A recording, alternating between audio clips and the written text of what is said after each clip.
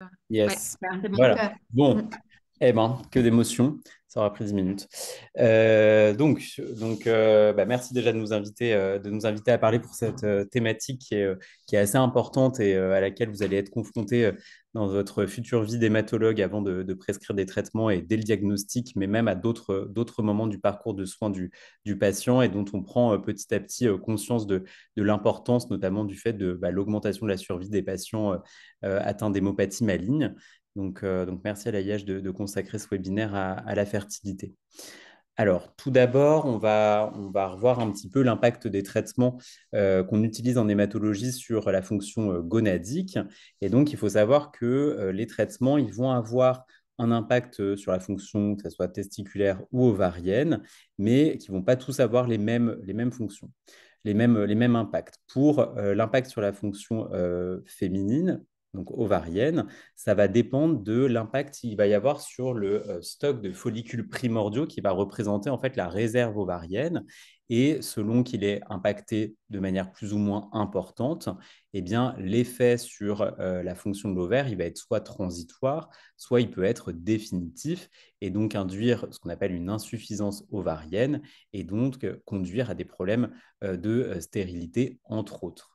Ce qu'il faut également savoir, c'est que l'impact sur la fonction ovarienne, eh bien, il est indissociable pour la fonction endocrine et exocrine, donc à la fois pour la fertilité et la production d'hormones, alors que pour la fonction testiculaire, eh bien, ça va être dissocié parce que l'impact est pas le même sur les cellules qui vont produire la testostérone et sur les spermatogonies.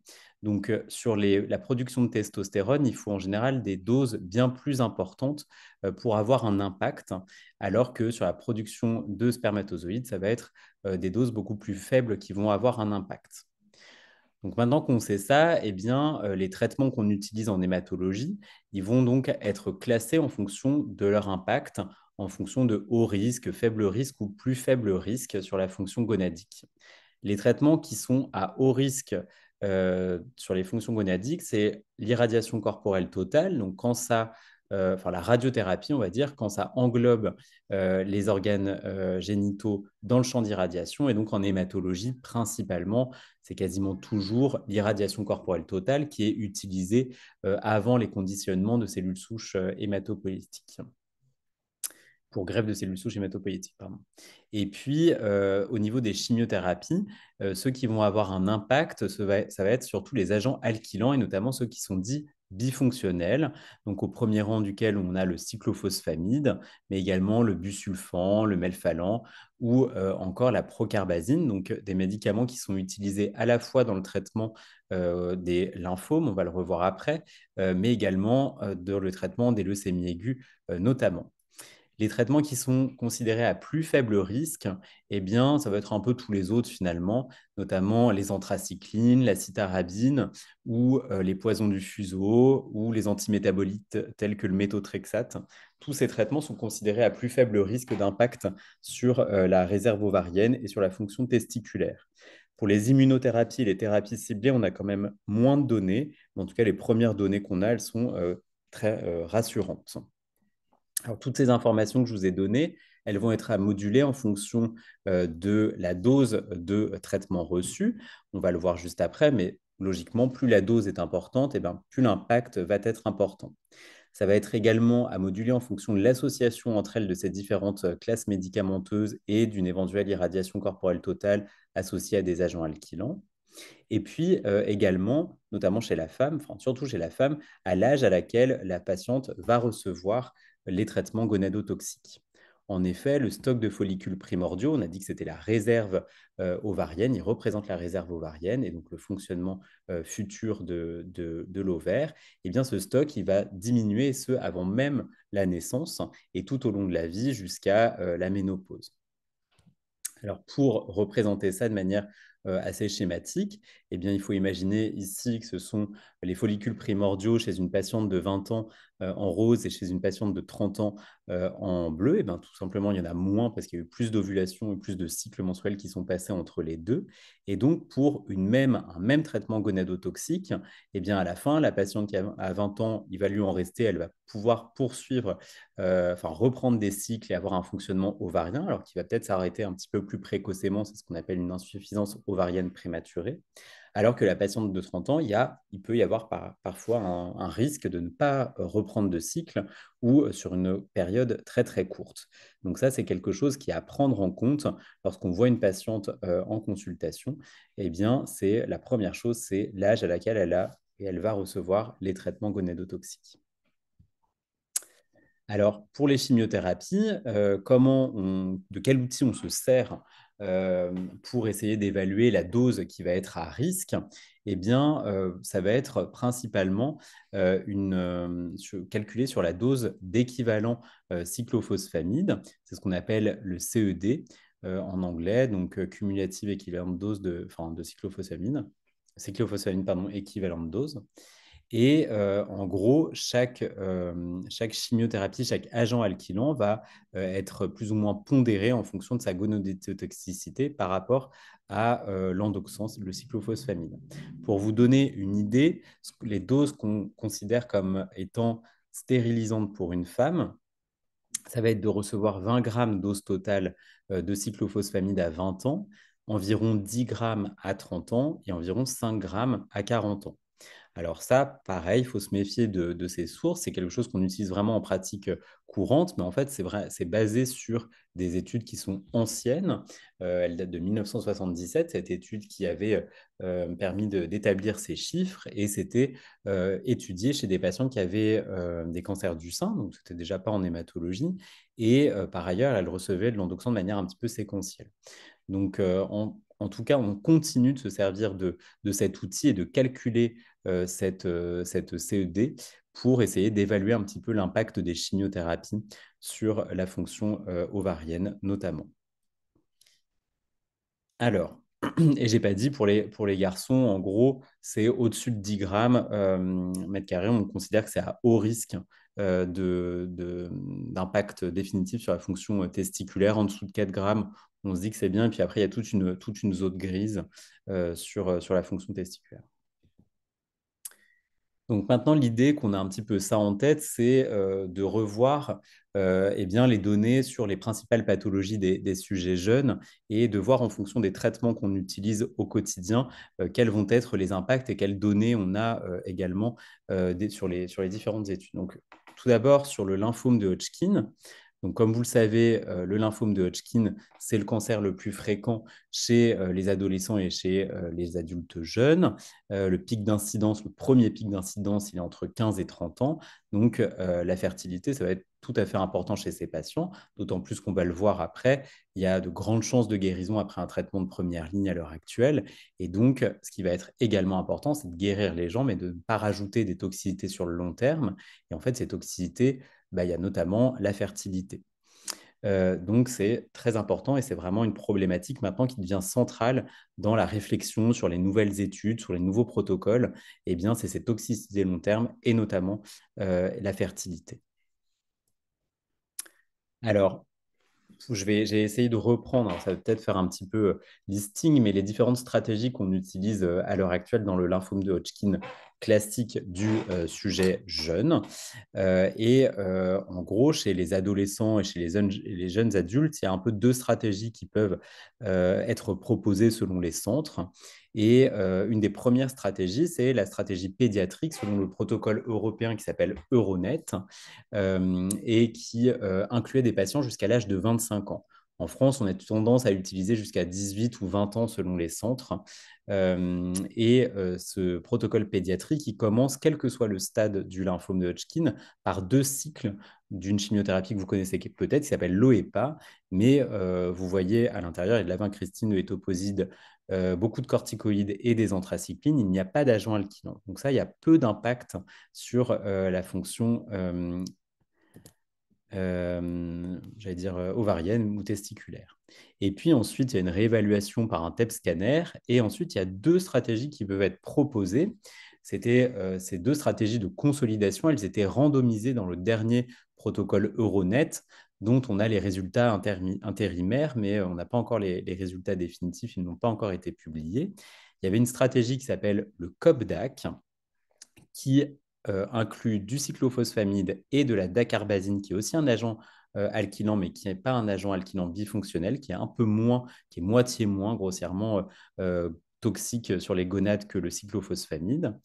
Et puis, les pédiatres l'ont randomisé avec une stratégie un petit peu plus intense. Donc ça, c'était leur bras de référence, le COBDAC, une stratégie à partir de DCOBDAC. Et il y a une erreur, je vous ai remis la doxo et les toposides en rouge, mais en fait, ils ne sont pas toxiques pour les gonades. C'est le cyclophosphamide à nouveau et la dacarbazine, voilà, qui était en fait avec un jour de plus. Et, euh, et donc, en fait, ces stratégies-là, elles sont considérées à relativement faible impact gonadotoxique, d'autant plus qu'ils sont utilisés chez des patients jeunes. Donc, je vous ai calculé les équivalents de doses. Alors, j'ai fait en milligrammes par mètre carré pour l'OEPA et le COBDAC. Au maximum pour les stades disséminés, il y a 2 OEPA et 4 COBDAC ou 2 OEPA et 4 DCOBDAC. Et donc, on est au maximum aux alentours de 6,5 g, 7 grammes par mètre carré d'agents alkylants reçus. Et donc, au maximum, on va dire, si la patiente fait 2 mètres carrés, eh bien, au maximum à 15 grammes, ce qui est beaucoup, mais en général, on est plutôt aux alentours de 10 grammes. Donc, chez des patientes jeunes, si vous vous souvenez de ce qu'on avait dit juste avant, hop, eh bien, des patientes qui ont en général moins de 20 ans, on est relativement tranquille sur la toxicité. Donc ça, c'est les premières stratégies. Et puis, il y a les stratégies adultes qui sont plus utilisées dans les centres, dans nos centres adultes. Il y a différentes stratégies en fonction des stades, avec pour les stades localisés qui sont défavorables. À l'heure actuelle, ça repose encore sur une chimiothérapie à base d'ABVD. Donc, je vous ai rappelé ici les différents composants. Donc, il n'y a pas d'endoxan, il y a de la dacarbazine. Et les cures d'ABVD, il y en a en général entre 2 et 4 cycles selon les protocoles utilisés. Ici, je vous ai mis les résultats du protocole H10 qui avait donc évalué de l'ABVD suivi d'une radiothérapie par rapport à du BICOP escaladé avec une radiothérapie complémentaire et qui montrait que c'était équivalent mais moins toxique pour l'ABVD et la radiothérapie. Et donc, c'est pour ça qu'on l'utilise à l'heure actuelle. Et donc, quand on utilise ces stratégies d'ABVD, ben, finalement, il y a relativement peu d'agents alkylants avec des doses cumulées de cyclophosphamide qui sont basses.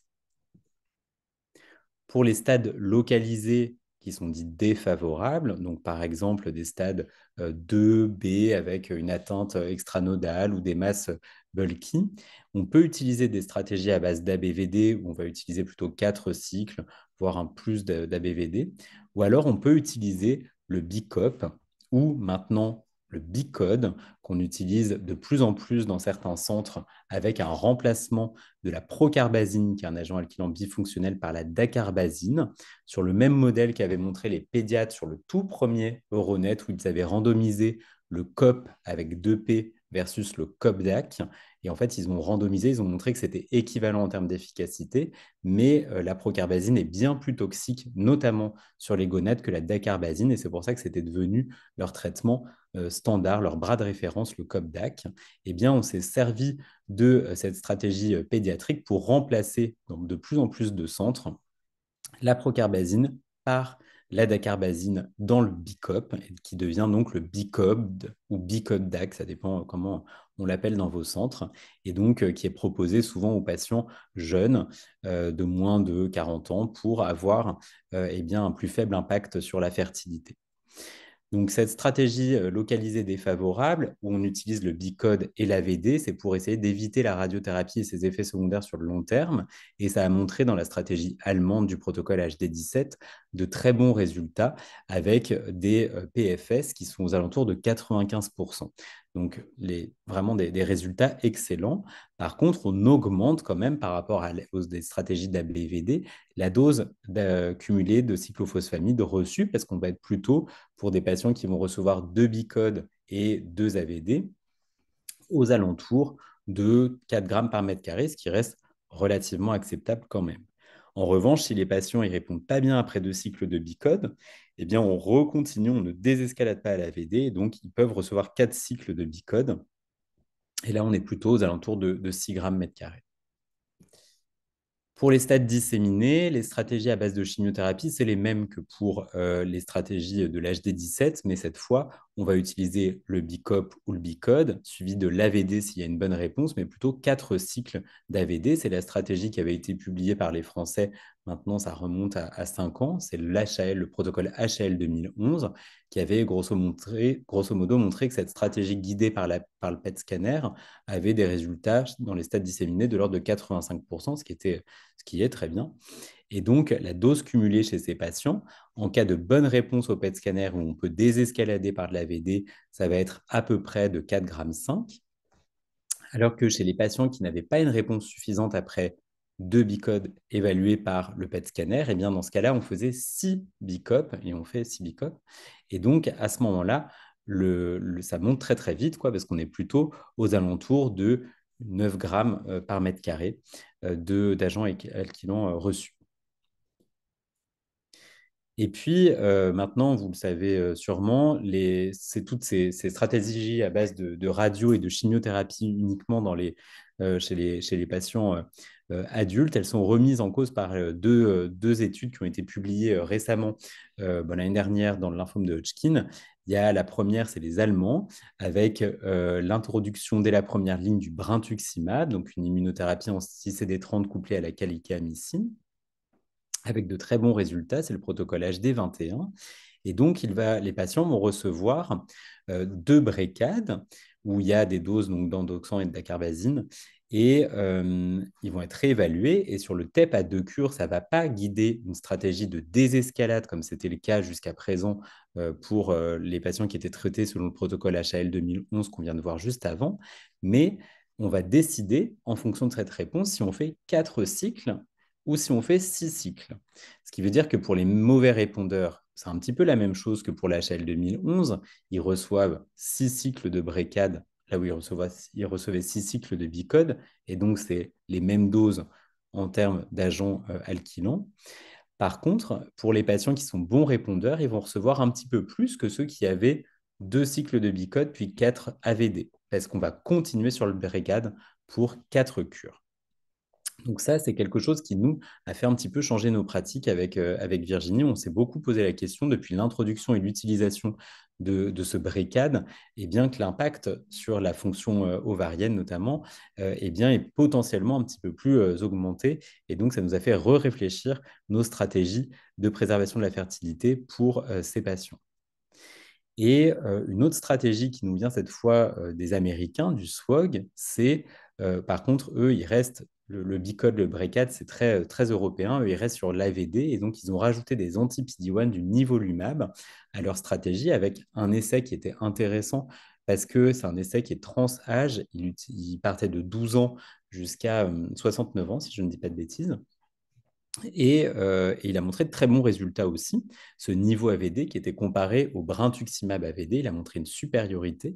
Et donc, c'est devenu leur gold standard de traitement. Et c'est assez intéressant quand on regarde parce qu'il y a peu de doses cumulées d'agents alkylants. Il n'y a pas du tout d'endoxan, il n'y a que de la dacarbazine.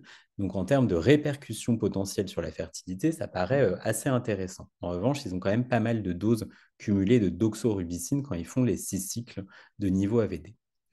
Donc ça, c'était pour un peu passer en revue toutes les stratégies actuelles et leur impact potentiel en fonction de ces doses cumulées et que vous rendiez un petit peu compte qu'effectivement, quand on diagnostique un lymphome de Hodgkin, les résultats sont très bons en première ligne de toutes ces études avec les traitements actuels, avec des taux de rémission et de guérison probablement qui sont plus de 90%, mais que l'impact sur la fertilité va être très différent selon les protocoles que vous choisissez et proposez aux patients.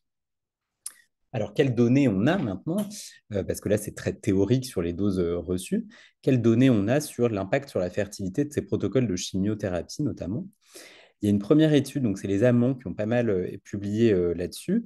Il y a une première étude en 2005 qui s'était intéressée aux patientes donc, traitées dans trois protocoles allemands. Donc, c'est pour ça qu'elles avaient reçu soit de la BVD, soit du COP, donc avec de la procarbazine et de l'endoxan, soit des BICOP, avec 8 BICOP, hein, ce qu'on ne fait plus à l'heure actuelle. Donc, elles avaient reçu ces différents traitements. Et pour être inclus dans cette étude, il fallait être en gros en rémission prolongée. Donc, c'était, j'ai un petit doute, mais je crois qu'il fallait être à plus de 5 ans, à plus de 1 an, pardon, de la fin du traitement. Et donc, il y avait une médiane de follow-up, c'est ça qui était à peu près à 3 ans. Et en fait, on leur envoyait un questionnaire à ces patientes et celles qui répondaient, ben, on avait les informations sur eh bien, la reprise des cycles ou pas. Alors là, je ne vois plus ce que j'ai mis sur ma diapo, est-ce que je vous ai vu? Et donc, les résultats, hop, eh bien, montraient qu'il y avait une reprise des cycles, et pas d'aménorrhée en tout cas, chez une grande majorité des patientes, après des traitements par ABVD. Par contre, il y avait 50% des patientes qui eh bien, présentaient une aménorrhée secondaire après un traitement par 8 bicop escaladés. Le bicop classique, on ne l'utilise plus trop. C'était des doses d'endoxan notamment un petit peu diminuées. Et donc, les facteurs de risque d'aménorrhée post-traitement qui étaient retrouvés dans cette étude, c'était avoir plus de 30 ans au moment du diagnostic, un stade avancé. Donc, les stades avancés, ils étaient traités par BICOP ou BICOP escaladé. La chimiothérapie la plus à risque était le BICOP escaladé. Et alors, il y avait aussi l'absence de contraception orale qui avait été retrouvée. Bon, ça, c'est un peu plus discutable. Une autre étude un peu plus récente, de 2013 par les Allemands toujours, s'est intéressée dans d'autres protocoles à l'impact sur la fertilité féminine, là, principalement. Cette fois, il y avait à la fois des dosages hormonaux avec l'hormone antimullérienne qui représente un petit peu justement le stock de follicules primordiaux. Il y avait également la reprise des cycles ou pas et il y avait des données de grossesse. Donc déjà, vous voyez qu'à chaque fois, dans les études qui s'intéressent à l'impact sur la fertilité, les moyens d'évaluation, ils sont très, très variables et très différents et parfois très discutables. Donc là, il y avait d'autres moyens d'évaluation de l'impact sur la fertilité. Et qu'est-ce qu'on a trouvé? Pareil, en fait, quand les patientes étaient traitées par ABVD, notamment quand elles avaient moins de 30 ans, il y avait très peu de risques d'impact, que ce soit sur la reprise des cycles ou sur le dosage de l'AMH qui était souvent normal. Et quand les patientes étaient traitées par BICOP, et notamment à plus de 30 ans, là, il y avait un risque important d'avoir des répercussions sur l'AMH et donc probablement sur une insuffisance ovarienne prématurée. Il y avait une reprise des cycles après les traitements dans une grande majorité des cas, mais ça ne nous disait pas combien de temps duraient ces cycles et si les femmes reprenaient les cycles et puis 1 ou 2 ans après étaient en aménorrhée secondaire ou pas. Et puis en termes de grossesse, il y avait donc pas mal de grossesses répertoriées chez les patientes qui avaient été traitées par ABVD, parce qu'il y avait 20 femmes sur à peu près un peu plus de 110 femmes qui avaient été traitées par ABVD. Donc il y avait 20 femmes qui avaient rapporté avoir au moins eu une grossesse, avec bien sûr un dénominateur à prendre avec des pincettes, parce qu'on n'avait pas les informations sur le désir de grossesse ou de parentalité de ces femmes. Et chez les femmes qui avaient été traitées par 2 BICOP et 2 ABVD, il y avait 20 femmes qui rapportent avoir une grossesse, donc c'était pas si mal. Et dans tous les cas, les grossesses étaient spontanées dans cette étude. Donc vous l'aurez compris, pour résumer, on peut dire que l'ABVD, le risque, il est globalement assez faible, notamment avant 30 ans. Et le risque, il est plus important pour le BICOP escaladé et probablement, du coup, par extension, au BRCA et qui dépend du nombre de cures reçues. Ce qui fait que dans tous les cas, pour les lymphomes de Hodgkin comme pour les autres patientes, il est très important de les informer sur ces risques potentiels sur la fertilité en fonction du protocole que vous leur proposez et de les informer sur les techniques de préservation de la fertilité possibles en les adressant éventuellement à un spécialiste. Pour la fertilité masculine, eh bien, on a peut-être un petit peu moins d'informations. Alors, je ne sais pas pourquoi tout se met voilà, comme ça.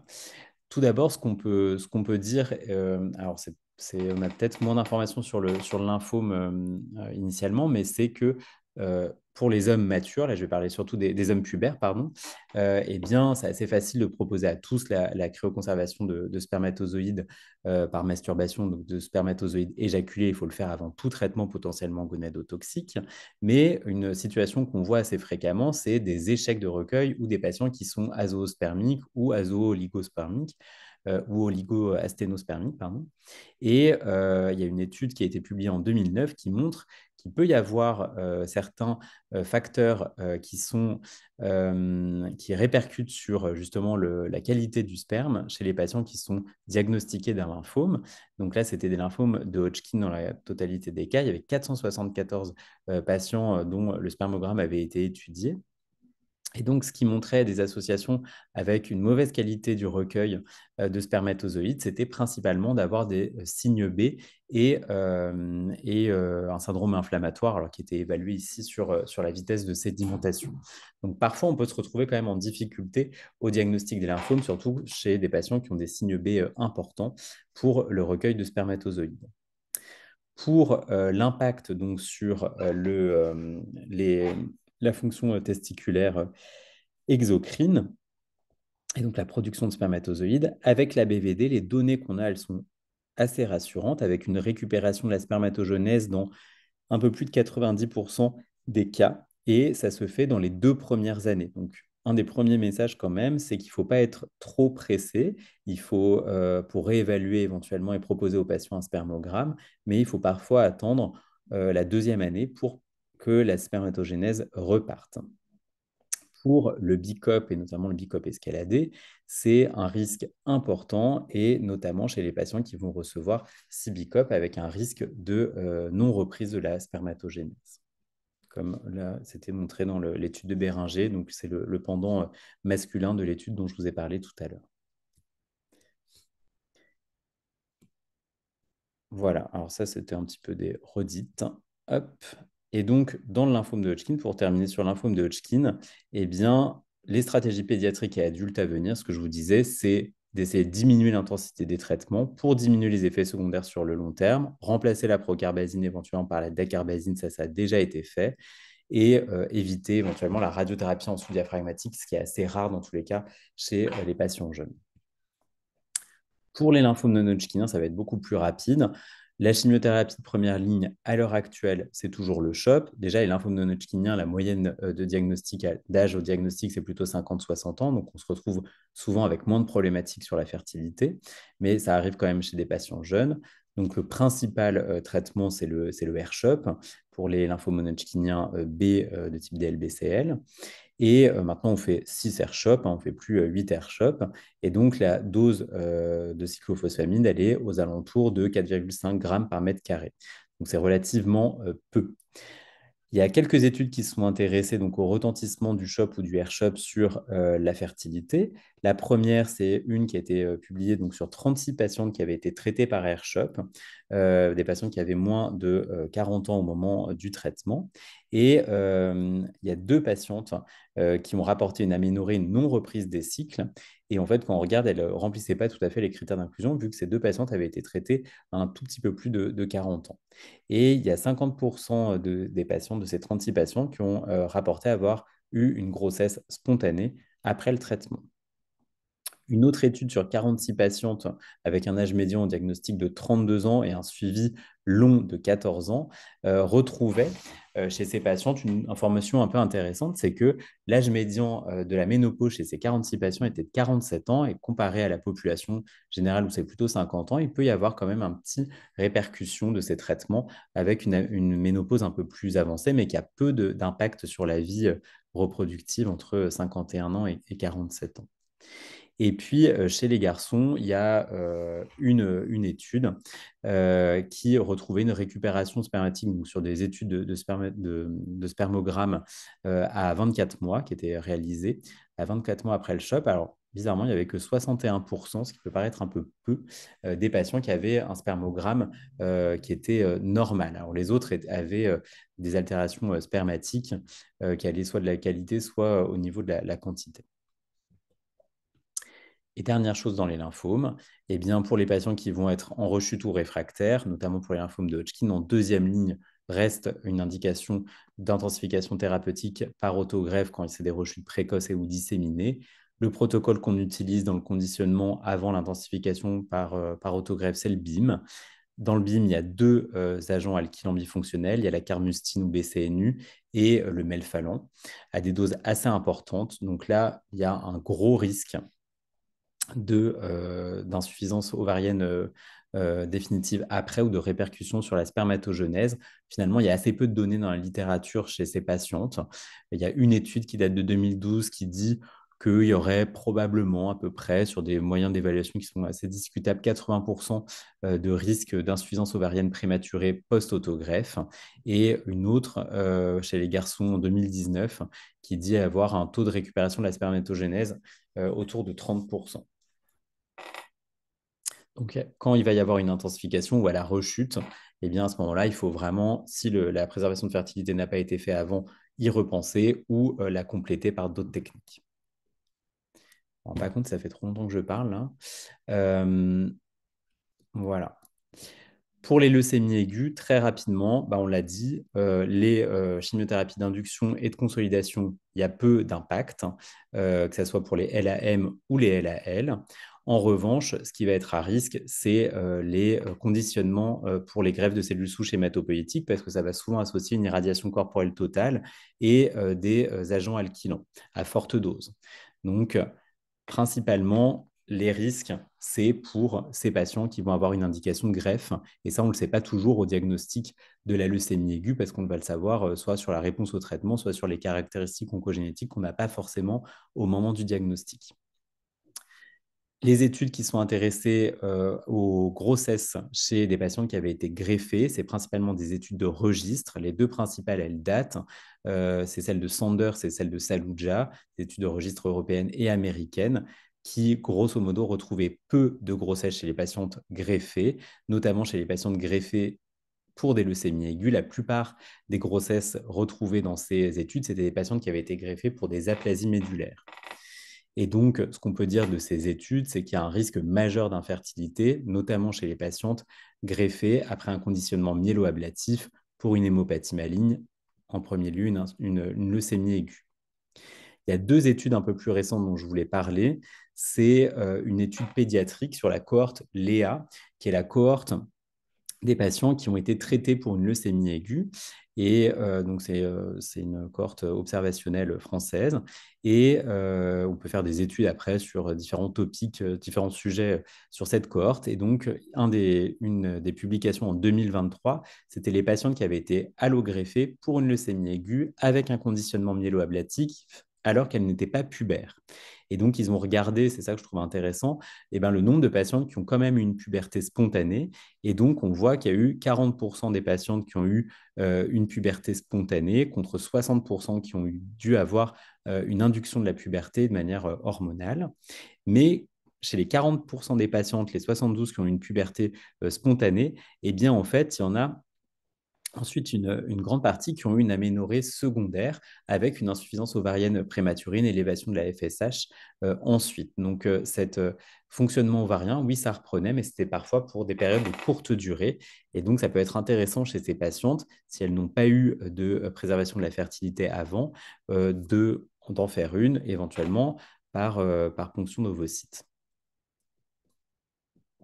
Et une autre qui était plus récente, c'est une étude allemande publiée en 2024, donc sur plus de quasiment 2500, 2600 patientes, et donc qui a retrouvé 74 grossesses sur ces 2654 femmes, 57 naissances vivantes, donc c'est très peu. Et donc les facteurs de risque, c'était à nouveau ce qu'on connaît finalement, un conditionnement myéloablatif, avoir une leucémie aiguë, avoir reçu une TBI à plus de 8 grès. Ça, je vais passer parce que je pense qu'on n'a plus le temps. Et en pratique, qu'est-ce qu'on peut dire? L'importance de l'information, toujours, toujours. Si vous n'êtes pas à l'aise ou vous ne savez pas, les référer à un spécialiste de la fertilité pour qu'il puisse les informer. C'est toujours important, il faut toujours l'aborder avec les patients au diagnostic, chez les jeunes comme les moins jeunes aussi. essayer de savoir estimer le risque gonadotoxique selon les protocoles de traitement et en tenant compte de l'âge chez la femme. C'est super important. Et avoir en tête que le bicode, le brécade, une intensification par une autogreffe ou une intensification par une allogreffe avec un conditionnement myéloablatif pour les leucémies aiguës, bah là, vous êtes dans des risques majeurs de toxicité sur la fertilité avec potentiellement une reprise des cycles après, mais pour une durée qu'on ne connaît pas forcément. Et donc, il faut vraiment avoir ce réflexe-là de les référer systématiquement chez ces patientes à un spécialiste pour pouvoir proposer des techniques de préservation de la fertilité. Et puis, on vous demandera en collaboration avec ce spécialiste d'évaluer la faisabilité notamment hématologique. Alors pour l'homme pubère, comme je vous disais, c'est jamais très compliqué. Mais pour la femme, ça nécessite eh bien, des ponctions ovariennes, ça nécessite pour la cryoconservation d'ovocytes une stimulation de l'ovulation. Donc, est-ce que vous pouvez retarder le traitement de 10-14 jours pour faire tout ça? Est-ce que les conditions d'hémostase, de cytopénie sont réunies pour pouvoir faire tout ça? Est-ce qu'il y a des risques thrombotiques importants avec un syndrome cave supérieur? Toutes ces choses-là peuvent impacter. Donc ça sera aussi important à évaluer pour voir la faisabilité. Et puis éventuellement, pour essayer d'évaluer chez la femme, mais Virginie en parlera peut-être, le succès les chances de succès de la stimulation hormonale pour ponctionner les ovocytes matures, doser l'hormone antimulérienne, c'est un marqueur potentiel. Imparfait, mais c'est un marqueur. Voilà, j'ai été un petit peu long, désolé. Et je laisse la parole à Virginie. Il faut que j'arrête le partage, j'imagine. Hop.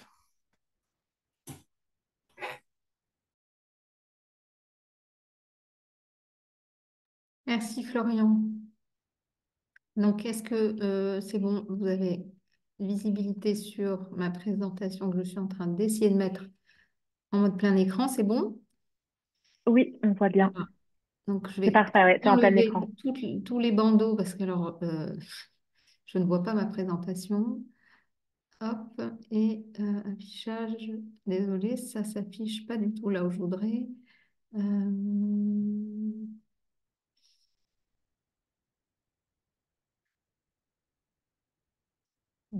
On va essayer d'enlever. Voilà. Bien.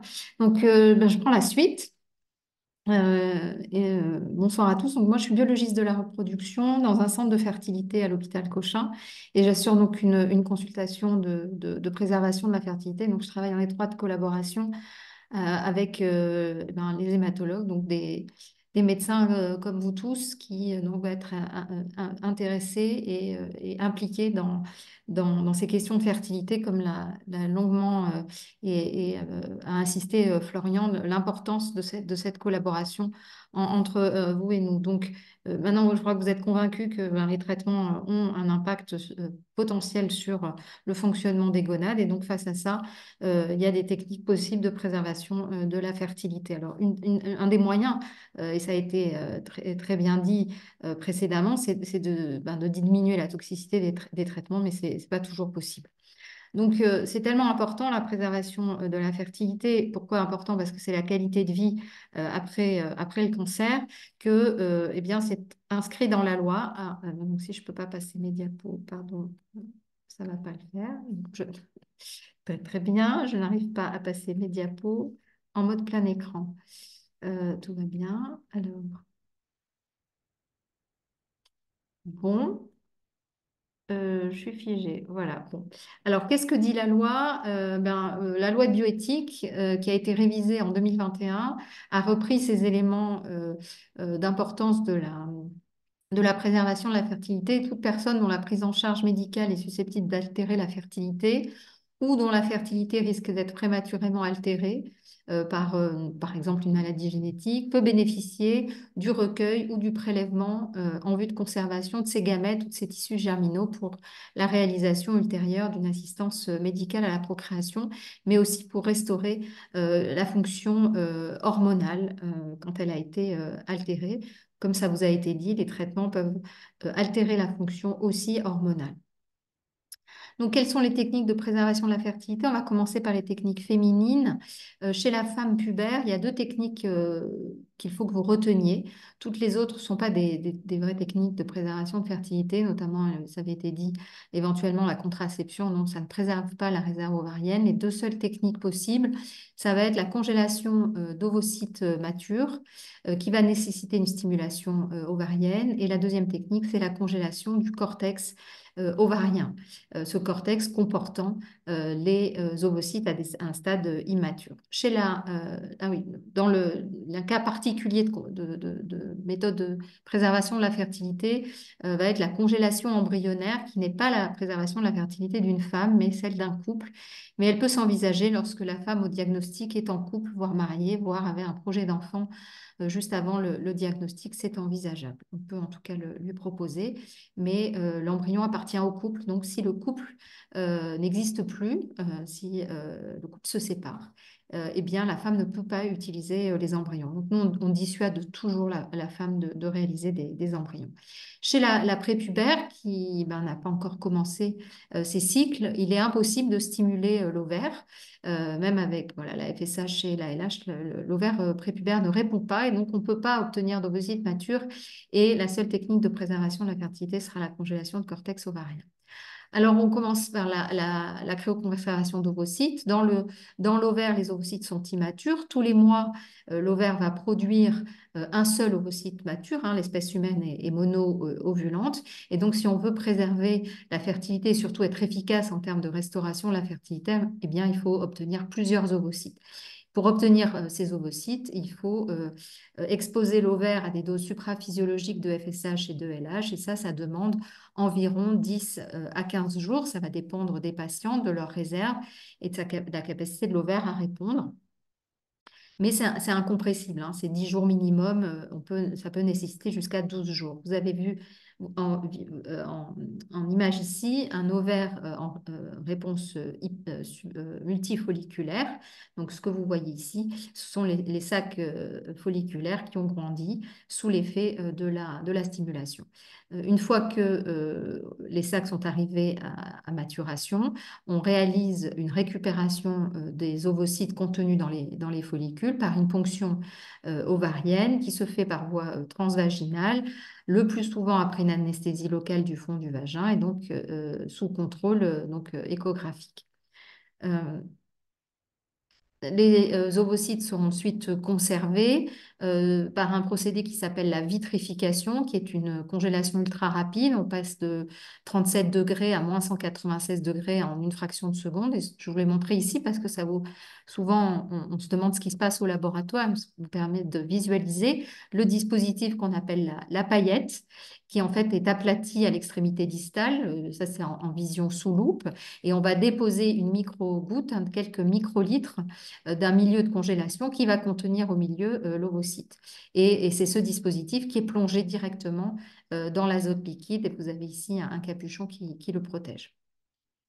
Donc, il n'y a pas de limite à la durée de la conservation une fois que les ovocytes sont congelés. La limite, elle va être légale, on en parlera après, la limite de réutilisation. Ces ovocytes seront utilisés, parce qu'il faut évidemment penser à la restauration de la fertilité, après un réchauffement qui permet de récupérer environ 60% à 70% d'entre eux par fécondation in vitro après micro-injection, puis obtention d'embryons qui sont ensuite transférés. Donc c'est forcément une fécondation in vitro ensuite. Alors, les résultats en termes de rendement, on va souvent se poser la question à quelle patiente on va le proposer. C'est de voir qu'est-ce qu'on offre aux patientes comme chance de grossesse avec cette technique de préservation de la fertilité. Et on s'est bien rendu compte que les résultats ils dépendaient de deux choses, du nombre d'ovocytes obtenus et de l'âge de la patiente au moment de la récupération.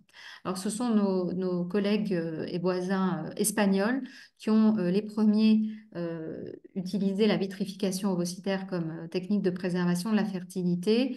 Et donc, ils ont été les premiers à publier les plus grosses séries. Et vous avez ici une comparaison entre les patientes qui vont avoir conservé pour raison non médicale, ce qui n'était pas autorisé en France avant 2021, ce qui est le cas maintenant, mais les Espagnols l'ont fait bien avant nous. Donc là, vous voyez, plus de 5000 femmes qui ont préservé des ovocytes seulement pour préserver l'effet du temps sur leur réserve ovarienne, contre ici 1000 patientes qui ont préservé dans le cadre d'une préservation de la fertilité, tout cancer confondu.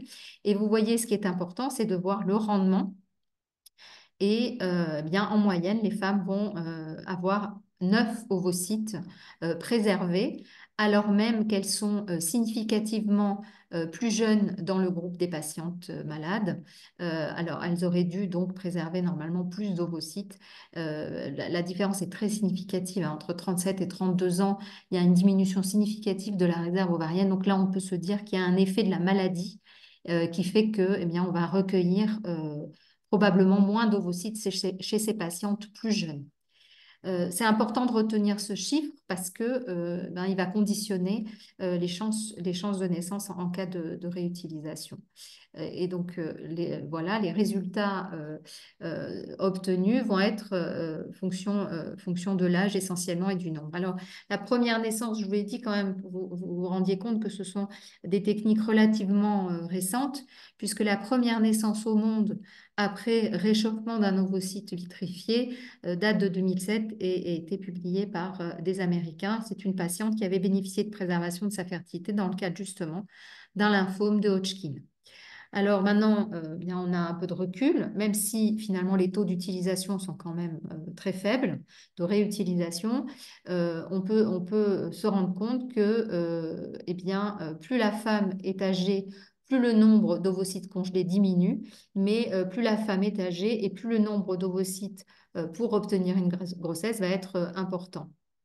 Et donc, on a vraiment une équation qui ne fonctionne pas du tout, puisque vous le voyez ici, on le voit, hein, avant 35 ans, eh bien, en moyenne, elles ont 9 ovocytes. Qu'est-ce qu'on offre comme chance à une patiente avec 9 ovocytes? Ben, voilà, vous voyez dans cette série, la moyenne 8 ovocytes, c'est 35% de chance de naissance. Donc, c'est le taux de naissance vivante qui est évalué là. Avec 2 ovocytes supplémentaires, on arrive à 42, donc même pas la moitié des patientes qui arrivent à avoir une naissance. Et ici, quand on est après 35 ans, vous voyez qu'on n'arrive même pas à avoir plus de 10 ovocytes, puisque de toute façon, après 35 ans, les patientes ont en moyenne entre 4 et 6 ovocytes cryoconservés. Et vous voyez les chances qu'on leur donne, c'est 10% de naissance. Et c'est extrêmement important d'avoir ces chiffres en tête lorsque l'on va effectivement réfléchir à la pertinence de proposer la préservation à ces patientes au vu du risque de retarder, par exemple, le démarrage du traitement. Vous avez là une autre série intéressante qui est une méta-analyse française qui montrait, en fait, et c'est à peu près le chiffre qu'on va présenter aux patients, 30% de chances, 30% des femmes qui ont utilisé leurs ovocytes vont avoir un enfant. Donc là, c'est tout âge confondu, mais vous avez bien vu précédemment avec les études espagnoles que c'est très hiérarchisé en fonction de l'âge.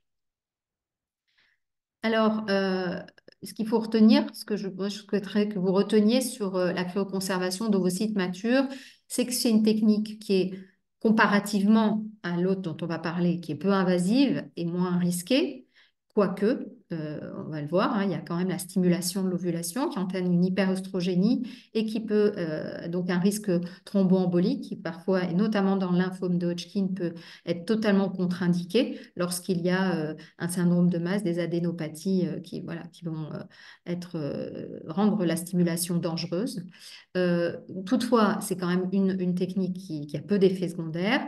Elle peut être démarrée à n'importe quel moment du cycle parce que la femme, elle n'a pas choisi le moment où elle va démarrer sa chimiothérapie. Donc ça, c'est très bien. On n'est pas obligé d'être en début de phase folliculaire. On peut démarrer à n'importe quel moment du cycle. Ça peut être fait très jeune. Il y a des séries qui montrent que dès la puberté, chez les patientes très jeunes qui acceptent cette technique, on obtient des ovocytes de bonne qualité. Et en théorie, c'est renouvelable, mais en pratique, on ne renouvellera pas, puisque ça demande souvent de reporter de trop loin le démarrage des traitements. Alors, les limites, c'est que, et ça, il faut absolument que vous reteniez ça doit être fait en dehors et à distance de tout traitement toxique. Et donc, c'est là que vous êtes qu'il est extrêmement important que vous pensiez à la préservation de la fertilité. Une patiente qui a démarré sa chimiothérapie ne peut plus bénéficier de cette technique. Donc, c'est votre rôle. Si vous n'adressez pas les patientes, on ne va pas venir les chercher. Donc, c'est extrêmement important que ce soit au moment de l'annonce, avant les traitements, de penser à les adresser pour au moins qu'on puisse réfléchir. Peut-être qu'on ne posera pas l'indication, mais au moins on aura l'opportunité de le faire. Une fois que le traitement est démarré, c'est plus possible. C'est uniquement possible à partir de la puberté, donc c'est une limite, on l'a vu, chez la prépubère, on ne peut pas le proposer. La ponction ovarienne et transvaginale, ça peut poser des difficultés chez des patientes vierges, par exemple, à qui on proposera une anesthésie générale et qui peuvent du coup l'accepter dans ces conditions. Mais même sous anesthésie générale, il y a certaines patientes qui vont refuser la technique parce que c'est par voie transvaginale. Il y a ce fameux délai des 2 semaines. Et tout de même, il faut réaliser que comme ce n'est pas renouvelable, vous l'avez vu, on va quand même conserver un nombre relativement limité d'ovocytes avec des chances en regard de grossesse en cas d'utilisation qui vont être limitées. Alors, la deuxième technique, c'est la cryoconservation de cortex ovarien. Le prélèvement se fait, bien entendu, au bloc opératoire, sous célioscopie. On va, en fonction du contexte et notamment de la toxicité des traitements, proposer une ovariectomie totale, mais toujours unilatérale, une hémi-ovariectomie, où on peut faire ce qu'on fait des biopsies de cortex ovarien. On va au laboratoire réaliser une cryoconservation du cortex. Pourquoi le cortex? Il y a 2 parties dans l'ovaire, la médulaire au centre, qui a des tissus de soutien, des vaisseaux, et la partie périphérique, le cortex. Et c'est là que se situent les follicules primordiaux, qui sont les follicules qui contiennent les ovocytes immatures. Et ce sont, ce que vous voyez ici en histologie, ces follicules-là qui nous intéressent. Il y a très très peu de follicules matures et d'ovocytes matures dans un ovaire de femme pubère, et l'entièreté des follicules sont des follicules immatures, donc en très grand nombre, mais qui ne sont pas, entre guillemets, si je puis m'exprimer ainsi, ils ne sont pas prêts à l'emploi. Il faut qu'ils passent toutes les étapes du cycle menstruel pour passer à tous les stades de la folliculogénèse pour donner un ovocyte mature. Donc, en conservant du cortex ovarien, on ne conserve pas d'ovocytes matures, on conserve des ovocytes immatures, mais en bien plus grande quantité que la stimulation de l'ovulation le permet.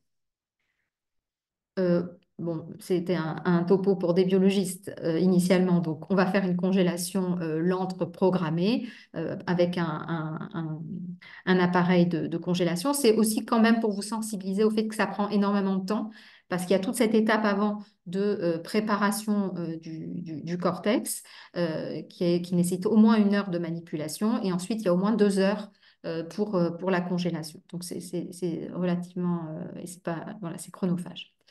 On va faire un examen anatomopathologique d'un tout petit échantillon de cortex qui va avoir pour but de faire un décompte des follicules et de rechercher une éventuelle localisation ovarienne de la maladie. Alors, c'est une technique qui n'est absolument pas sensible.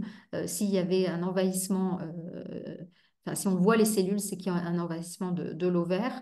Et donc, notamment dans les questions qui vont nous toucher en hématologie, on ne verra pas une infiltration de cellules leucémiques ou lymphoïdes en petit nombre, évidemment, en histologie, parce qu'il n'y a pas de coloration spécifique d'ailleurs. Alors, l'utilisation et la restauration de la fertilité à partir de l'utilisation du cortex ovarien va nécessiter de regreffer ce cortex, les follicules intérieurs sont immatures, et la seule façon d'obtenir une maturation, elle se fait in vivo. Il n'y a pas de maturation à l'heure actuelle possible in vitro en cultivant le tissu. Il faut absolument que le tissu soit replacé in vivo. La première greffe, elle a été réalisée en 2000. Là aussi, un peu d'histoire, c'est pour vous dire que ce sont des techniques relativement récentes.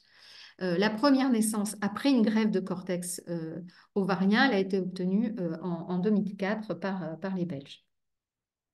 Alors, cette greffe, pour permettre une restauration de la fertilité, elle se fait de manière orthotopique, par célioscopie. Il y a plusieurs techniques possibles. Celle que je vous ai montrée là, plusieurs sites de greffe possibles. Celle que je vous montre là, c'est la réalisation dans la fossette ovarienne d'une pochette péritonéale dans laquelle sont greffés, enfin sont déposés les fragments. euh, après décongélation. La revascularisation va se faire au travers contre le péritoine.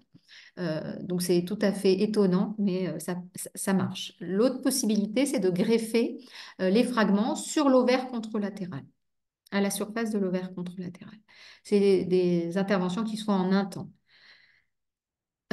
Vous voyez ici eh bien, que effectivement les premiers cas 2000-2004, première naissance, et vous voyez qu'il y a une expansion très importante de l'activité de greffe avec ben, dans le monde tous les pays qui ont dans cette enquête rapportée en 2022 réalisé des greffes. Quels sont les résultats maintenant que l'on peut espérer à partir de ces greffes? On bénéficie de cette étude, cette méta-analyse qui rapporte l'activité de 5 centres en Europe, 285 patientes qui ont bénéficié d'une greffe. Et vous voyez, parmi ces 285 patientes, eh bien, 38% d'entre elles ont obtenu une grossesse et 26% d'entre elles une naissance. On va distinguer les modalités d'obtention de ces naissances et on voit que quand il n'y avait pas de facteur d'infertilité supplémentaire, eh bien, et donc les naissances ont été conçues naturellement, ben, c'est 30% des patientes qui ont pu avoir une naissance. C'est un peu moins quand il a fallu faire une fécondation in vitro, par exemple, quand les paramètres spermatiques du conjoint étaient altérés. On a aussi des résultats toujours de la méta-analyse française qui ben, rapportent sur 266 patientes, non pardon, d'abord je vais commencer par ça, 342 patientes qui ont conçu naturellement, à nouveau 32%, enfin, 342 patientes pardon, qui n'avaient pas de facteur d'infertilité greffé, 32% d'entre elles ont au moins une naissance. Quand il faut faire une fécondation in vitro, les résultats sont moins beaux, sont moins bons à partir d'un ovaire greffé. Donc, on a, en termes de restauration de la fertilité, on peut espérer les mêmes chances de naissance que globalement à partir d'ovocytes vitrifiés.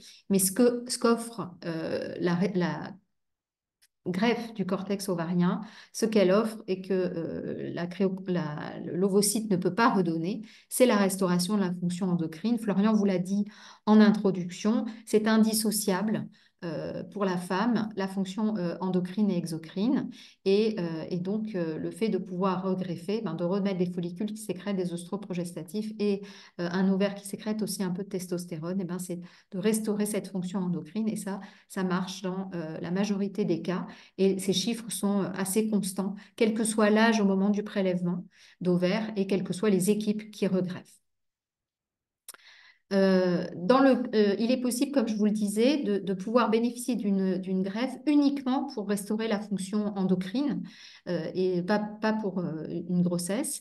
Et dans ce cas-là, la greffe se fait de manière hétérotopique ici, vous voyez, en sous-cutané, au niveau suspubien, dans l'aine.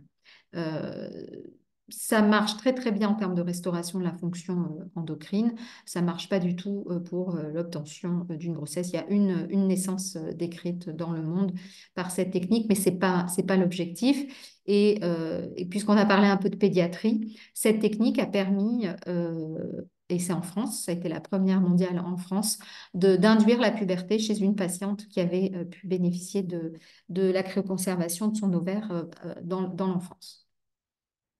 Alors, les avantages de la cryoconservation du cortex ovarien, ben, c'est une technique qui peut être réalisée sans délai. On n'a pas les 2 semaines dont on a besoin pour stimuler un ovaire.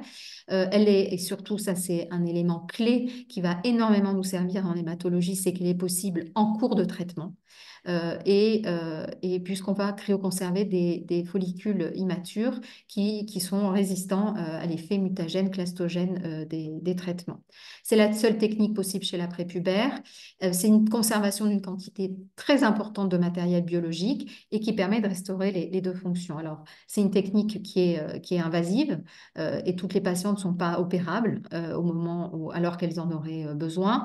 Je vous l'ai dit, les ovocytes ont un statut immature, donc il y a cette étape de greffe qui est indispensable et il y a le risque de réintroduction de cellules malignes lors de la réutilisation et notamment en particulier lorsque l'ovaire est prélevé dans le cadre des leucémies, puisque il peut se retrouver des cellules leucémiques dans l'ovaire et on n'a pas toujours la possibilité d'évaluer la présence de ces cellules. Et je vais laisser la parole à Florian à nouveau pour deux ou trois diapositives justement sur cette évaluation de la maladie dans l'ovaire.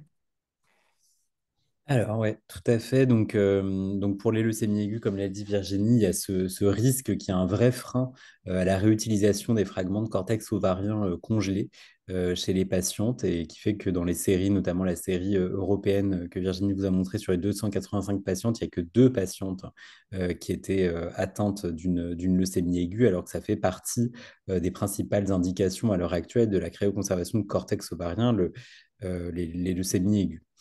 Donc, plusieurs études se sont intéressées pour essayer d'évaluer ce risque d'infiltration leucémique ovarien avec différentes techniques à travers le temps. Et ça, c'est un tableau synthèse des différentes publications avec des données d'histologie et d'immunohistochimie qui permettent dans une grande majorité des cas qui ne permettent pas de retrouver des cellules leucémiques. C'est pas des techniques sensibles et c'est pas des techniques qui doivent être réalisées dans ce but-là. Il y a eu des techniques dans plusieurs papiers de xénogreffe à des souris immunodéficientes qui ont fait la preuve de concept de la capacité des fragments de cortex ovarien qui étaient infiltrés par des cellules leucémiques à redéclencher des tumeurs leucémiques chez les souris immunodéficientes. Donc ça a montré que ces cellules avaient résisté à la congélation, décongélation et étaient bien présentes dans les fragments de cortex ovarien. Donc ça a été un élément d'inquiétude. Mais en fait, ça a déclenché la leucémie uniquement lorsque les ovaires avaient été prélevés au diagnostic des patientes, ce qu'on essaye d'éviter de faire à l'heure actuelle, et donc potentiellement avec des infiltrations leucémiques importantes au sein de ces ovaires. Lorsque les ovaires étaient prélevés après l'obtention de la rémission et qu'ils étaient autogreffés, qu'un fragment était autogreffé à des souris SCID, et bien sur les 18 cas où ça a été fait, il n'y a jamais eu de développement de la leucémie qui a été retrouvée. Et puis des techniques qu'on utilise maintenant dans notre pratique depuis longtemps maintenant, dans notre pratique quotidienne pour le traitement des leucémies aiguës sur le sang et la moelle osseuse ont été également réalisées sur des fragments de cortex ovarien ou des fragments de médulaire ovarien qui contiennent peu de follicules et qui ne sont pas préservés habituellement. Donc il suffit de broyer ces fragments et puis d'en extraire de l'ADN ou de l'ARN. Et puis ensuite, on peut faire des techniques de maladies résiduelles, soit par des techniques. Bon, là, pour obtenir de l'ADN et de l'ARN, c'est des techniques moléculaires et notamment des techniques qu'on utilise dans le sang et la moelle, comme la recherche de réarrangement spécifique du clone leucémique des immunoglobulines et ou du récepteur T antigène, ou des recherches de mutations telles que NPM1 ou des transcrits de fusion. Puis on peut faire également des techniques de cytométrie de flux sur ces fragments.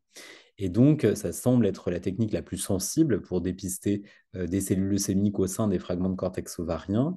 Et ce qu'on peut dire, c'est que sur le nombre de cas qui a été rapporté dans la littérature, donc il y a à peu près une soixantaine, hein, je n'ai pas remis les case reports, c'est surtout les séries de cas que j'ai mis, eh bien, il y a à peu près 40% de maladies résiduelles retrouvées positives au sein de ces fragments ovariens. Et c'est plus important lorsque, eh bien, pareil, lorsque l'ovariectomie est réalisée au moment du diagnostic. Donc, c'est vraiment quelque chose maintenant qu'on ne fait plus en pratique. Ça descend aux alentours de 20-25% lorsque c'est fait au moment de la rémission complète. Et puis, un fait intéressant, quand on compare la maladie résiduelle dans les fragments de cortex ovarien à ceux de la moelle osseuse, eh bien, il y a souvent des concordances, mais on a retrouvé des discordances dans les deux sens, avec parfois des MRD qui étaient détectables dans la moelle osseuse et indétectables dans l'ovaire. Donc ça, on peut se dire que c'est assez intuitif, mais on a retrouvé chez quelques patientes, environ 5 patientes dans notre étude sur 30 patientes, chez des patientes qui avaient des LAL, qui avaient une MRD qui était détectable dans l'ovaire est indétectable au même seuil de sensibilité dans la moelle osseuse. Donc ça, c'est un outil dont on peut se servir, mais qu'après, il faut interpréter avec précaution. Je pense que tu peux passer la diapo, Virginie, s'il te plaît. Et donc, ça, c'est une question à se poser au moment de la réutilisation des fragments de cortex ovarien. Il faut regarder s'il y a un marqueur qui est déjà utilisable et qui est fiable. Et puis ensuite, voir s'il y a des fragments de cortex à utiliser pour ça, parce qu'ils vont être détruits, ces fragments. Ils ne pourront pas être réimplantés après. Et donc, après, qu'est-ce qu'on fait de ce résultat de MRD? Une MRD indétectable, eh bien, est-ce qu'on peut dire qu'on peut sécuriser l'autogreffe de fragments de cortex ovarien? Eh bien, ce n'est pas du tout sûr parce qu'il peut y avoir des problèmes de sensibilité. Peut-être que si on avait des techniques qui détectaient, qui étaient sensibles à 10-6, 10-7, on en retrouverait. Peut-être qu'il peut y avoir également une hétérogénéité d'infiltration leucémique au sein des ovaires. Ça, c'est des questions dont on ne sait pas répondre. Donc, ça ne veut pas dire, ça ne veut pas sécuriser entièrement la réimplantation des fragments de cortex. Et il y a d'ailleurs un cas à Besançon d'une patiente qui rechute à peu près un peu plus d'un an après la réimplantation de fragments de cortex ovarien, alors qu'elle était à 6 ans de l'allogreffe. On ne peut pas être complètement sûr qu'elle n'aurait pas rechuté et qu'il y a un lien de causalité complet avec cette autogreffe, mais en tout cas, elle avait, cette patiente, des MRD indétectables dans les fragments de cortex ovarien à des bonnes sensibilités. Et puis, quand la MRD est détectable, est-ce qu'il faut dire absolument c'est une contre-indication? Alors, c'est vrai qu'intuitivement, on ne l'a pas fait et je ne pense pas que ça ait été fait quelque part dans le monde, mais on ne sait pas non plus si toutes les cellules sont viables. On ne sait pas ce que ça veut dire de réintroduire chez une patiente qui a été allogreffée une très très faible quantité de cellules leucémiques Enfin, voilà, c'est vraiment quelque chose qu'on ne connaît pas. Donc, c'est vrai que par prudence, on a tendance à dire non. En général, les patients ne sont pas prêtes non plus à forcément à prendre ce risque-là. Mais ce n'est pas non plus une certitude qu'une MRD détectable veut dire, en cas de greffe, une rechute dans tous les cas. Voilà, donc ça, c'était le petit aparté sur la MRD. Alors, je voulais faire un point sur quelle technique pour quelle indication. Euh, c'est en tout cas toujours l'objet d'une discussion, mais vous l'avez compris, on va tenir compte de plusieurs éléments. La congélation d'ovocytes matures va plutôt être proposée pour des patientes qui vont avoir un traitement modérément gonadotoxique, pour lesquelles voilà, on pense qu'elles ont quand même une chance de récupérer et qu'il va y avoir un impact sur la diminution de la réserve, mais pas une destruction totale. Et ces ovocytes viendraient en support en cas de diminution de la réserve ovarienne. Euh, Évidemment, la congélation d'ovocytes matures ne s'entend que si il est possible de décaler le démarrage des traitements et en l'absence de contre-indication à la stimulation.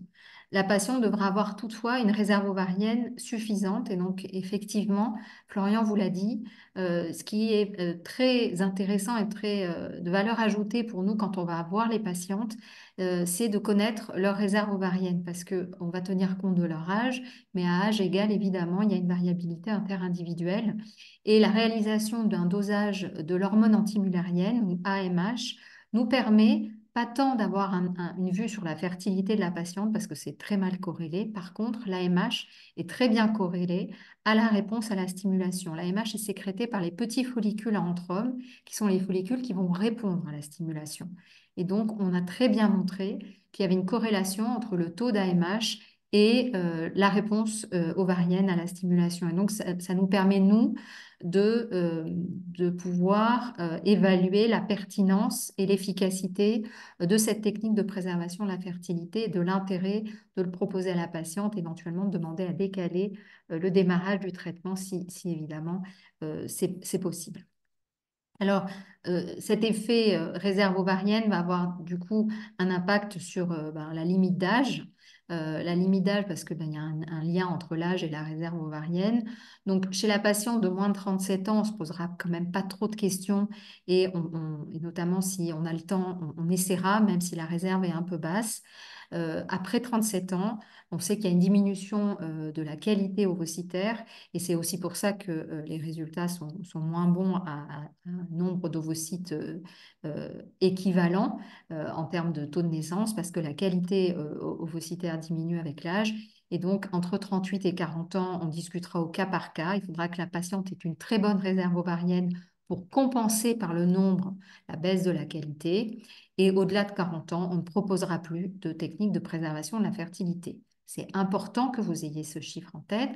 On va réaliser une consultation d'information à toutes les patientes qui le demandent, même après 40 ans.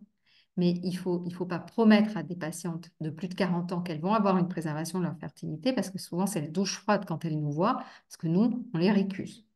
Voilà, donc c'est important que vous ayez quand même cet âge limite en tête, tout en sachant qu'il faut quand même qu'elles aient une consultation d'information, qu'il y a un temps dédié et que si elles le demandent, même si elles sont 42, 43, 45 ans, on ne peut pas leur refuser la consultation d'information. Et un point important également, quand on n'a pas pu faire de préservation de fertilité ou qu'on a jugé que le traitement n'était pas suffisamment gonadotoxique pour le proposer aux patientes avant le démarrage des traitements, il était extrêmement important qu'on les suive. Il faut nous les réadresser euh, à 1 an de la fin des traitements minimum, puisque c'est le temps qu'il leur faudra pour récupérer au mieux de leur réserve, de leur fonction ovarienne. On peut réaliser une préservation de la fertilité à distance, secondairement, quand elles ont récupéré, elles ont peut-être baissé leur réserve, mais récupéré une fonction ovarienne, récupéré des cycles, on peut leur proposer une préservation de la fertilité. Et là, dans ce cas-là, c'est la technique de choix, et la seule d'ailleurs, la cryoconservation ovocytaire qu'on proposera aux patientes. La cryoconservation de cortex ovarien, bah, c'est pour les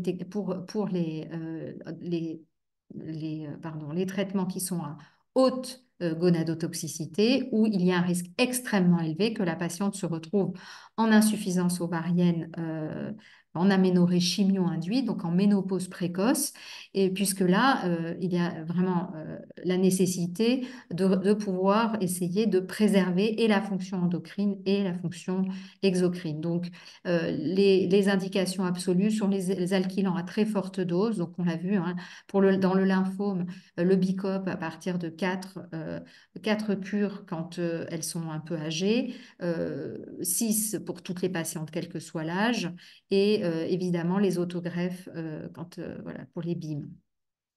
Pour la leucémie aiguë, ça va être avant les allogreffes. C'est aussi le cas quand elles ont démarré les traitements. Et c'est là que je vais essayer je ne l'ai pas noté là, mais de pouvoir illustrer le lymphome. Une patiente qui va, par exemple, ne pas pouvoir, parce qu'elle a une forte masse, ne pas pouvoir bénéficier d'une préservation de sa fertilité avant le démarrage du BICOP. Et puis, après les 2 cures, on se rend compte qu'elle va on va pas pouvoir désescalader, eh bien, on peut proposer ce qu'on appelle le cortex d'intervalle. On va lui proposer une ovariectomie si on sait qu'elle va continuer sur 2 cures, voire 4 cures supplémentaires de BICOP. Pour le BRCA, c'est pareil. On a vu que pour certaines, elles vont toutes avoir au minimum 4 cures et pour certaines patientes, en fonction de l'âge, 4 cures va les exposer à une dose qui est à fort risque de ménopause chimio-induite et on pourra leur proposer, si on n'a pas pu le faire au diagnostic, entre 2 cures, l'ovariectomie. Donc il faut vraiment, c'est une communication, une discussion permanente entre vous et nous. Par contre, et là on le montre bien, c'est que en termes de réutilisation, au-delà parce que certaines équipes ont congelé des cortex ovariens entre 36, 37, 38 et jusqu'à 40 ans. On se rend compte qu'il n'y a aucune naissance décrite pour des patientes au-delà de 36 ans. Donc, on ne proposera pas la cryoconservation de cortex ovarien au-delà de 35, 36 ans sauf si elles ont une réserve ovarienne très bonne jusqu'à 38 ans. Pourquoi? Parce qu'au moment de la greffe, il y a une période d'anoxie au cours de laquelle il va y avoir une perte folliculaire importante. Et donc, quand il y a déjà une baisse de la réserve ovarienne liée à l'âge, eh bien, le cortex qu'on greffe ne contient quasiment plus de follicules après. Je voulais quand même vous sensibiliser sur le fait que très peu de patientes réutilisaient leur matériel. Alors, on ne sait pas, c'est pas pourquoi, c'est parce que les traitements ne sont pas tous très gonadotoxiques ou parce qu'elles n'ont pas de désir d'enfant. On sait quand même que la population des patients guéris d'un cancer vont avoir plus d'incertitudes sur l'avenir et donc pas forcément se mettre en couple ou vouloir un enfant. Voilà, le taux de réutilisation, on relativise quand même beaucoup. On congèle beaucoup, on utilise très peu pour diverses raisons qui ne sont pas analysées dans ces études. Alors, je sais qu'on a largement dépassé l'heure, mais je voudrais quand même vous dire un mot sur les techniques de préservation de fertilité masculine et je vais passer très vite sur la cryoconservation de spermatozoïdes. C'est du sperme éjaculé et conservation de spermatozoïdes chez l'homme pubère. C'est une technique qui est, on l'a vu, est quand même peu compliquée et donc on ne va pas pondérer comme on le fait chez la femme en fonction de la toxicité en fonction de la toxicité du traitement et on va proposer une cryoconservation de sperme à tous les hommes pubères avant le démarrage des traitements, quelle que soit la toxicité des traitements. Par contre, on va devoir réfléchir un tout petit peu et se poser la question de savoir si on propose la préservation de la fertilité, si on se retrouve en situation d'échec de recueil ou d'absence de spermatozoïdes, ce qu'on appelle l'azoospermie, au moment du recueil. Et parce que dans ce cas-là, il y a possibilité d'aller chercher les spermatozoïdes matures, mais dans le testicule. Et ça nécessite une intervention chirurgicale qui va donc repousser le démarrage des traitements et surtout aussi poser la question de la cicatrisation avec une nécessité parfois d'un délai entre la biopsie et l'aplasie chimio-induite. Et donc, dans ces conditions-là, on va se poser la question, cette fois-ci, de la toxicité du traitement et proposer ce qu'on appelle donc l'oncothésée. Thésée, c'est pour l'extraction testiculaire de spermatozoïdes. L'oncothésée uniquement pour des chimiothérapies qui vont être hautement gonadotoxiques. Et on ne va plus le proposer de manière systématique et vous aurez compris pourquoi. Je voulais aussi vous sensibiliser sur le fait que chez les très jeunes, on peut réussir à congeler des spermatozoïdes. Vous voyez ici dans cette série des sécos, des patients de 12 ans, on a 62% de réussite de recueil, alors que c'était des patients qui n'avaient même pas forcément l'expérience, souvent ils étaient vierges, et même pas l'expérience de la masturbation. Et pourtant, on arrive, parce qu'on a l'expérience et on sait les accompagner, à 62% de recueil de sperme à 12 ans. Vous voyez, à 13 ans, on est à 84% et on est quasiment à 14-15 ans au même taux que chez le jeune adulte. Donc, il ne faut pas hésiter à essayer à proposer la cryoconservation de spermatozoïdes, même à vos très jeunes patients. Et je vais passer sur l'enfant parce qu'on n'a plus le temps. Et je voulais vous dire qu'il y a cette étude de l'équipe là de Saint-Louis qui a montré qu'on pouvait réaliser le prélèvement en chambre, ce qu'on dit au lit du malade, ce qui permet souvent d'éviter les échecs de recueil parce que bien, la cabine au laboratoire, c'est pas facile, et puis de permettre à des patients qui sont en situation de fragilité, d'altération de l'état général, de pouvoir faire le recueil de sperme et ni le taux de recueil, de réussite de recueil, ni la qualité du sperme, et c'est ça qui était important, n'en pâtissent. Donc, c'est pareil, organisez dans vos services un circuit rapide, efficace entre le service d'hématologie et le laboratoire qui va congeler. Alors, vous l'avez compris, la préservation de la fertilité, c'est un travail d'équipe multidisciplinaire coordonnée entre des cliniciens qui vont être sensibilisés pour contacter au plus tôt, informer les patientes, mais surtout se tourner au plus tôt vers les spécialistes de la reproduction qui doivent être réactifs et être en capacité de proposer toutes les techniques de préservation de la fertilité. On bénéficie de recommandations internationales, mais également françaises, qui ont été updatées là, en 2021, donc qui ont été pilotées par l'INCa. Vous pouvez bénéficier de ce document. Il y a même un thésaurus donc avec des abacs très simples qui vous qui pourront vous aider.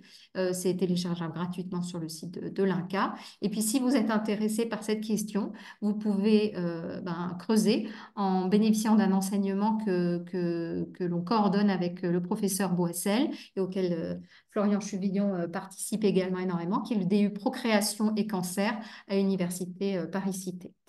Voilà. Merci beaucoup à tous les deux. Présentation très claire et très intéressante pour nous. Et donc, on a quelques je vais vous lire si ça vous va. Il y avait les premières questions par rapport aux chimiothérapies. Donc, est-ce qu'il y avait des données sur la gonatotoxicité des traitements du myélome, que vous voyez moins à l'AJA, et quid de l'hydréa? Est-ce que, par exemple, si les patients sont quelques jours sous hydréa, quelle est la conséquence pour la préservation de la fertilité ensuite? Alors pour le myélome, c'est quand même effectivement pas trop une hémopathie du sujet même avant 40 ans, même si qui nécessite un traitement, mais ça arrive effectivement. C'est la même chose que pour les autres hémopathies, c'est-à-dire quand on utilisait à l'époque des agents alkylants en première ligne, il y avait une toxicité. Maintenant, c'est plutôt à base d'anticorps monoclonaux qui n'ont pas de toxicité, d'imides, enfin d'immunothérapie, de corticoïdes, etc., ou d'inhibiteurs du protéasome. Tout cela n'a pas montré de toxicité particulière. Par contre, chez les patients qui vont être intensifiés et autogreffés, ça reste du melphalan à haute dose. Et donc, cela, oui, il y a un risque et il faut se poser la question si pour les quelques femmes de moins de 35 ans, eh bien, de faire une cryoconservation de cortex ovarien. Et puis, pour les hommes, il faut dans tous les cas proposer quand même, si ils sont, il faut leur proposer en tout cas un recueil de spermatozoïdes avant le début des traitements, du coup. Donc ça, c'est pour le myélome. Pour l'hydréa, il n'y a pas. Alors ça, Virginie, je pense que tu pourras bien répondre pour les garçons notamment, parce que tu avais utilisé ça chez les patients drépanocytaires. Alors, je ne sais pas si pour l'hydréa, j'imagine, à visée de cytoréduction que c'était posé comme question pour les LAM hyperleucocytaires. Euh, oui, je pense, ouais, c'est plutôt dans ce Ouais. contexte-là. Ouais, on essaye de faire avant le début. Après, en général, quand il faut mettre de l'hydréa, c'est qu'on est dans des situations d'urgence. Donc, ça prime et il ne faut pas retarder le début de l'hydréa pour pouvoir faire le recueil s'il y a une indication à mettre de l'hydréa. Et on a fait déjà des recueils de spermatozoïdes après 24-48 heures d'hydréa enfin, c'était tout à fait correct en termes de quantité et de qualité de spermatozoïdes. Donc, faut pas reculer pour ça. S'il y a une indication à mettre de l'hydréa et cytoréduire en urgence, il faut le faire. Mais il ne faut pas dire que, on ne peut pas du coup cryoconserver les spermatozoïdes le lendemain. Et donc, c'est aussi une urgence de faire la préservation de fertilité. Pareil pour les injections intratécales de méthotrexate, notamment pour les patients qui ont des LAL. Hein. Le traitement, il commence souvent par une préphase avec une injection intratécale de méthotrexate. Pas obligé de le faire au premier jour de la préphase. On peut le retarder 2-3 jours. Il y a pas de souci et c'est pas grave.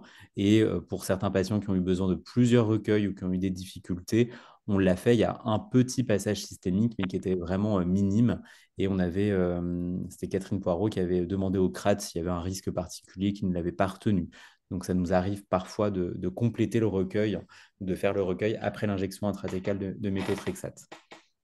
Si je peux compléter rapidement, donc quand même, les bonnes pratiques veulent que si on peut, on prélève le sperme Mm. avant l'hydréa, pas tant sur la toxicité parce que surtout les faibles doses au début, on va retrouver des spermatozoïdes, ça n'a aucun problème. Par contre, justement, c'est des spermatozoïdes quand même qui auront été exposés à l'hydréa et les recommandations euh, du, quand on a le choix du CRAT, notamment dans la drépanocytose, c'est Mm. d'arrêter l'hydréa, d'abord pour être efficace, parce qu'à long terme, on sait que l'hydréa va perturber la spermatogénèse, mais qu'il y a une réversibilité à l'arrêt des traitements. D'abord, c'est pour être efficace et pas préserver sous hydréa, mais effectivement, il y a aussi des conceptions sous hydréa. avec des grossesses décrites et pas de surrisque, en tout cas, voilà, à notre connaissance. Il y a quand même une incertitude. In vitro, ce sont quand même des molécules qui perturbent l'appareil, génétiquement les cellules.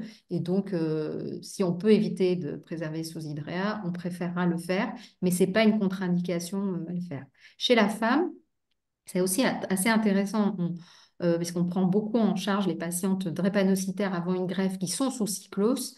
Ce que l'on veut, c'est que au moment de la maturation ovocytaire finale, la patiente soit pas sous cyclose. Et comme la demi-vie est courte, je pars sous couvert du CRAT, on arrête le cyclose le jour du démarrage de la stimulation, qui va durer 10 ou 12 jours. Et donc, la maturation finale de l'ovocyste ne se fera pas sous hydréa. Donc, voilà, on peut le faire. Mais, et aussi la question, c'est hydréa, quid de l'hydréa et la toxicité. On a montré que chez les drépanocytaires, il y avait une réserve ovarienne plus basse que la population générale, mais qu'elle soit ou pas sous hydréa. Donc, il n'y aurait pas un effet, un surrisque de l'hydréa sur la réserve ovarienne. Il y a plutôt un effet de la maladie sur la qualité ovarienne. Voilà. Ok, super. Merci beaucoup. Alors, les autres questions. Donc, une question pour une patiente qui est traitée dans l'enfance par chimiothérapie faible risque et présentant longtemps après, donc plus de 10 ans après, soit une seconde hémopathie ou une rechute, par exemple. Est-ce que dans ce cas-là, est-ce que c'est une contre-indication d'une congélation de l'ovocyte mature? Donc, une patiente qui aurait, par exemple, un lymphome, ensuite une autre seconde Une bonne hémopathie. question. Donc, dans le topo, il y avait quand même, on a évoqué ça, là, ce qu'on appelle la préservation secondaire de la fertilité. C'est les recommandations, c'est d'attendre 12 mois après la fin des traitements, l'exposition à une chimiothérapie, pour pouvoir préserver des ovocytes. D'abord pour qu'elle ait repris un fonctionnement ovarien optimal et aussi pour être à distance de l'exposition à des substances mutagènes ou plastogènes. Donc, raison de plus dans l'enfance, si la patiente, elle a voilà, une fonction ovarienne qui le permet, c'est pas parce qu'elle a été exposée à des traitements dans l'enfance que c'est une contre-indication, puisqu'on ne va pas lui contre-indiquer la grossesse. Une autre façon de répondre à ça aussi, c'est la santé des enfants nés de parents traités dans l'enfance pour un cancer.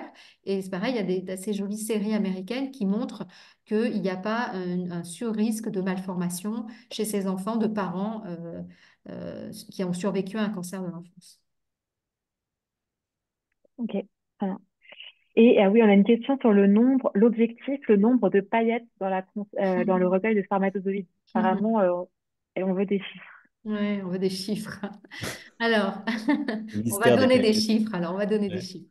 Donc, aussi surprenant que ça puisse paraître, si les paillettes ont un nombre de spermatozoïdes mobiles disponibles élevé, on voudra beaucoup de paillettes. Pourquoi? Nous, on va faire ce qu'on appelle un test de décongélation pour voir de combien de spermatozoïdes mobiles disponibles on a après décongélation. Et si ce nombre est très élevé, on va pouvoir, en termes de réutilisation, envisager des inséminations artificielles. Et pour pouvoir faire des inséminations artificielles, il faut beaucoup de paillettes. Donc, si on a un très bon sperme, on veut beaucoup de paillettes. Et pour répondre à votre question, c'est une quinzaine. Par contre, si le sperme est altéré, et ça aussi, c'est un point, je suis passée un peu vite chez les hommes, il faut savoir qu'on est en capacité de congeler des toutes petites quantités de spermatozoïdes. Donc, même si le patient, parce que, et on l'a vu dans le lymphome, il a eu de la fièvre ou parce que la leucémie, il a une altération de l'état général, il va avoir des paramètres spermatiques perturbés, ce n'est pas une contre-indication à congeler. On a des techniques maintenant qui nous permettent et de congeler des petites quantités et surtout, parce qu'il faut penser à la réutilisation, de réutiliser grâce à l'ICSI, de pouvoir faire de la fécondation in vitro avec très peu de spermatozoïdes. Et dans ces cas-là, on n'a pas besoin de beaucoup de paillettes, puisqu'on va pas faire, on va faire beaucoup moins de tentatives de fécondation in vitro qu'on ne ferait d'insémination. Donc, on peut même avec 5, 6, 7 paillettes on va être content. Voilà. Ok, super, bah, merci beaucoup. Et justement, vous avez répondu en même temps à la question qui demandait, voilà, si c'est mis en lien avec la fièvre au diagnostic, est-ce qu'il y a un intérêt à faire un prélèvement spermatotesticulaire? Vous disiez, a priori, on peut quand même s'en sortir, même avec des petites quantités. Oui, voilà. On fera Mm. vraiment on envisagera l'oncothésée dans les cas d'azoospermie ou de nécrospermie, c'est-à-dire quand tous les spermatozoïdes éjaculés sont morts. on peut retrouver des vivants dans le testicule. Ok. Et je pense qu'on va terminer avec à la, à la contraception chez les femmes. Donc, il n'y a pas du tout est-ce qu'il y a du tout On vous On entend très t'entend mal, pas, Oh, Mathilde. Mathilde, ça coupe. par rapport à la contraception chez la femme? Est-ce qu'il y a finalement, il y a un intérêt ou pas du tout au progestatif pour éviter les ovulations, par exemple? Alors, Vous les m'entendez ou pas? progestatifs, ouais, on les met, enfin, Virginie il faut pas considérer que c'est une technique de préservation de la fertilité, ça déjà, c'est important. Et on continue d'utiliser les progestatifs, notamment microdosés, tels que le luténil ou l'optimisette, mais c'est plus pour aviser bon, contraceptif d'une et surtout d'aménorrhée induite par cette prise de progestatifs en continu et d'éviter les ménométrorragies qui peuvent contribuer à l'anémie, contribuer à l'asthénie du coup de la patiente. C'est plus dans ce but-là que pour un but de préservation de la fertilité. Et après, il y a les agonistes de la GnRH, donc ça, ce pas les progestatifs, mais qui peuvent se faire de manière mensuelle et qui ont été utilisés et qui continuent quand même de l'être utilisés par certaines équipes à visée un peu gonado-protectrice. En tout cas, dans le lymphome, il y a une étude qui a montré qu'il n'y avait pas grand intérêt, a priori, mais c'est vrai que c'est encore utilisé, notamment à Port-Royal, toutes les patientes reviennent avec une prescription d'agonistes de la GnRH qu'on ne faisait pas forcément avant. Donc il y a des disparités de centre et c'est sûr que c'est plus efficace même que l'optimisette en termes de spotting, tout ça, pour induire une aménorrhée secondaire. C'était En plus termes ça, de hein, c'est plus ça, mais gonadoprotection, c'est pas c'est avisé, plus c'est vraiment discutable. Mm. parce que parfois il y a des patients qui ont des spottings sous optimisette, donc c'était pour Mm. être un peu plus efficace, mais il faut leur dire qu'elles peuvent avoir des signes de ménopause, hein, enfin, des Oui, c'est bouffées de ça. Ça chaleur. peut être mal toléré, tout à fait. Ça peut Ouais. être mal toléré. Mm. Ok, très bien.